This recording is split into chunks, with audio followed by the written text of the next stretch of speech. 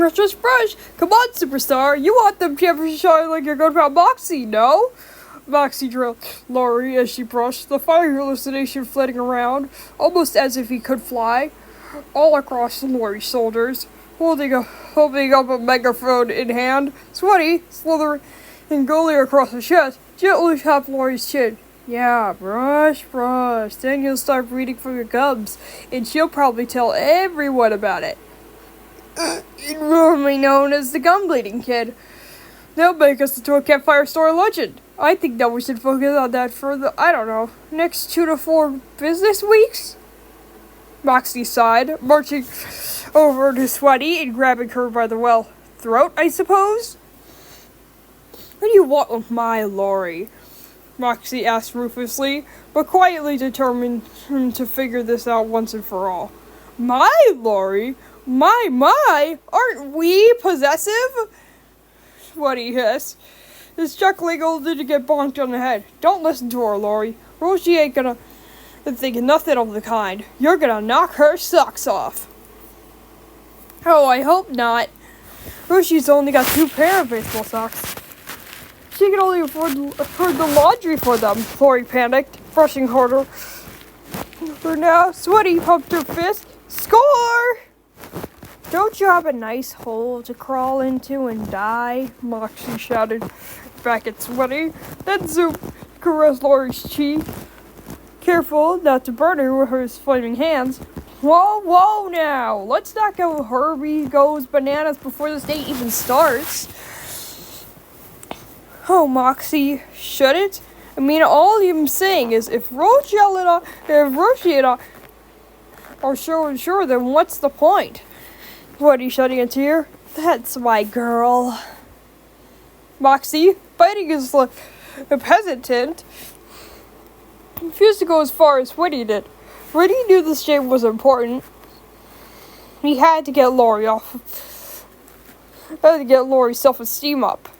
Maybe if he literally flamed her up just a bit, making a snap decision, Moxie spread his flames of confidence through Lori, lighting up her shoulders,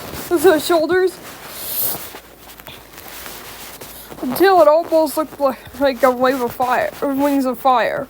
Well, all I'm saying is every star needs a VIP GF. He winked his eyebrows, hoping he was feeling his bravado. The flames and smoke moved and caressed Lori's brain, making her panic less. Perhaps panic too little. Suddenly, she felt a little bolder, a little looser, truly to who she was. But perhaps also lacking certain vital shields. Hey, you're not wrong, Moxie. No, I'm not, Moxie insisted, firing another spark at Sweaty, who dropped to the floor, pissed. Yeah, I know that Roshi and I had a spark that's gonna light a fire. Lori began, slowly as she reached over to grab a pair of sunglasses, a leather jacket her old sister had lying around, and her old baseball cap, now backwards because cool. Then posing at the mirror, she raised her eyebrows, working smugly, and more.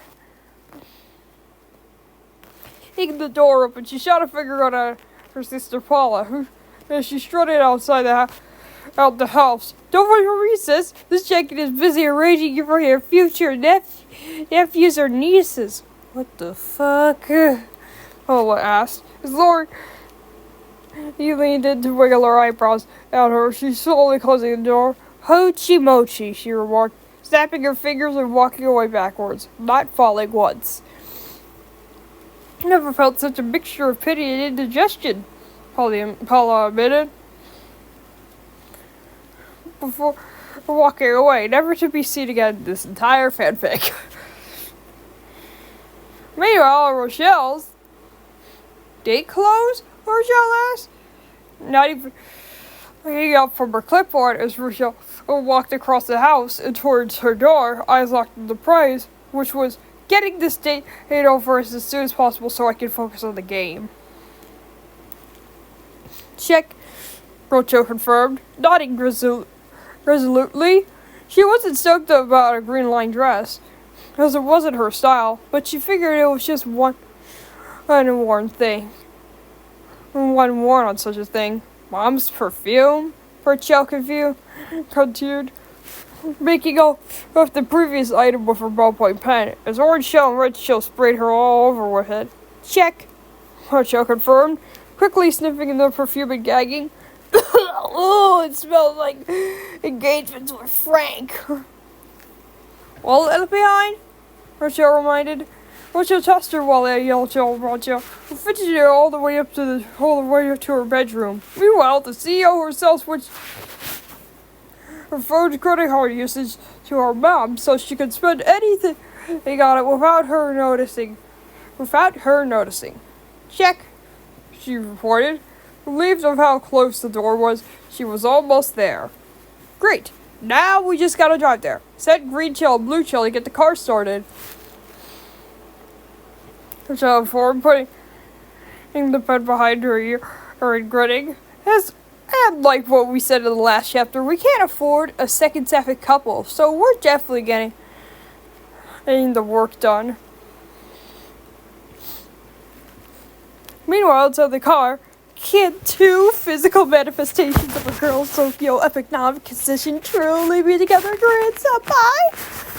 Rachel asked, tears in her eyes. Great job, blushing, kissed the blue palm. I put my money where my mouth is, and money doesn't grow on trees. None of those made sense for the context of the current scene. I know. They then began to passionately make out. Back with Rochelle. Well, looks like everything's back in order. You just need to open the door and I'm out of here. Huh. Strange dialogue seems to be thinking in my head. It's almost as if something's about to turn sideways, Rochelle began, only for a sudden utterance of Rochelle to make her jump and turn around from the watchful eyes of Frank. Great. Rochelle sighed. Knowing the gig is up, she couldn't find a way to drive the car by whatever her way to Dairy Queen. Now she had to shudder to tell him why she headed out. Yes, hello. Frank greeted, awkward. Yes, hello. Frank greeted, awkward and nervous again. He wasn't sure how to talk to her. Look at her, my sweet Frankie. Francis kept Frank's face pointed at Rochelle. Pointing at the goal. She's all dialed up. And ready for like some sort of doll. You have to ask her what's going on. What would Van say? Van. Frank panicked, thinking of her reaction, Lord, that he hadn't bothered to ask. It involved a lot of curse words in Spanish. He has been taking AP classes. Putting his foot down and speaking all fatherly, Frank crossed his arms. Young lady, where are you going dressed like that? Rochelle sighed. She was already going to tell, but did he have to do it like that? For your information, I'm going to Dairy Queen to hang out with Laurie. Dressed like that? Frank asked, generally confused, scratched his head, trying to piece this puzzle together. I mean, no offense to Laurie, sweet kid, but you two hang out all the time. Why the get up? If I didn't know better, I think you were on a... And suddenly it hit Frank, like a baseball hitting a blonde Christian girl with intense self-esteem issues in the go. Oh, he started. I was wondering, oh! It's just a one-time thing. Probably means nothing. I guess you want to drive me. Let's get this over with. Rochelle went and through the motions, sighing as he stopped and her way into the car. Frank, meanwhile, was losing it. How do I tell Vanessa her little baby girl's growing up to be a beautiful lesbian or bi woman? First, make sure her baby girl survives this date.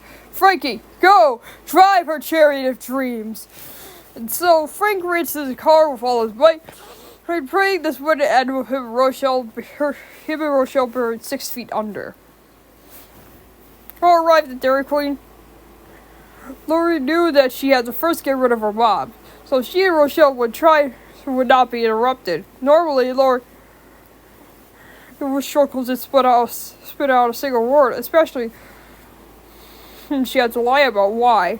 With Moxie adding more flames to her leather jacket, she felt like she could lie to God himself. Hey, Mama's Llama! Lori greeted, sliding across the sliding yellow felt floor and crashing onto a table. Unlike Lori of old, she did not let that get to her, and instead pulled off a cool lying down pose. You living it up middle-aged style? I'm only 42, she whispered. Before shaking her head and looking her daughter trying a new look. New look or old book? Lori clicked her tongue and winked. Mrs. Lori's mom unblinked a few times before muttering, new teenage slang. She continued what she was doing before Lori came in, which was a few glasses during a lull of business, which was perfect for Lori. The only eyes I want on you are the eyes of my Caliente. Is that culturally sensitive? I'll have to check. Lori mused, her fingers ready to type out the Google search, when Moxie redirected her focus onto her mom. Come on, champ. I need you to get her out of the way. We can't raise up Roshi if you're all Rob's being all momish. You're right. That's what we want, right? Lori asked, still confused and unsure that this was all going so fast and intense. She wasn't sure the moment that meant anything. If anything, had truly thought about in 4 months. Did she really feel really like Rochelle that way? The text notification struck her like thunder. Rochelle texted, here in 3 minutes, and sent a silly selfie. Nothing too crazy for the two friends, and she had seen her stick her tongue out before after all. It was just so Rochelle. And right now, so we'll drove Lori to thanks to that were so biblical in their scope. Hey, Mom. Dad's waiting in the car to talk to you about me. Yes, me. Bet it's a riveting conversation, so you don't have to just mosey along into the car there and chat it up like two old farmers lovers that you are, huh? Lori pitched, sweating like a sinner in church, and her mother responds as she did. A tiny glop that spilled from her nose turned three-dimensional and hung onto it, laughing maliciously. Sweater is back, baby!